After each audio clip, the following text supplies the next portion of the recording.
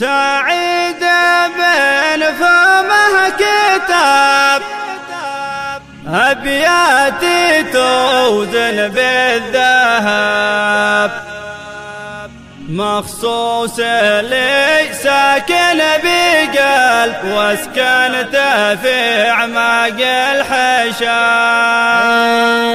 هو معدن أساس الجمال، يمتاز في كل الخصال، كامل ولله الكمال، ما شفت مثلك في الملا.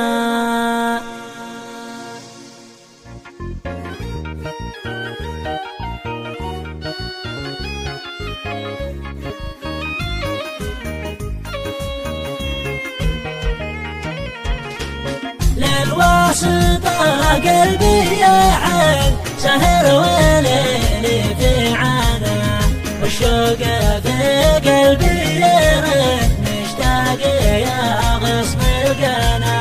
سعيد بن فمه كتاب أبياتي توزن بالذهب، مخصوص لي ساكن بقلب واسكنته في أعماق الحشا. هو معدن أساس الجمال، يمتاز في كل الخصال، كامل ولله الكمال، ما شفت مثلك في الملا.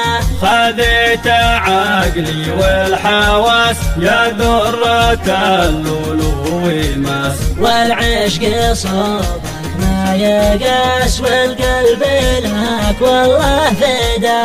للواسطة قلبي يعن، سهر وليلي في عنا، والشوق في قلبي يرن، مشتاق يا غصن القنا. لا سامح الله للعاذون لشغلهم دايم ميول، بذاك قالوا ذا يقول، لأجلنا أصبح في جفا. واللي حرمني من حبيبي أدعو له الواحد مجيبي، تجعله يا الله من نصيبي، ولين قلوب الأعداء. للواسطة قلبي يعن، سهر وليلي في عنا، والشوق في قلبي يرن، مشتاق يا غصن القنا. سعيد بن فمه كتاب أبياتي توزن بالذهب، مخصوص لي ساكن بقلب واسكنته في أعماق الحشا. هو معدن أساس الجمال، يمتاز في كل الخصال، كامل ولله الكمال، ما شفت مثلك في الملا. خذيت عقلي والحواس يا ذرة اللؤلؤ ماس، والعشق صوبك ما يقاس، والقلب لك والله فدا.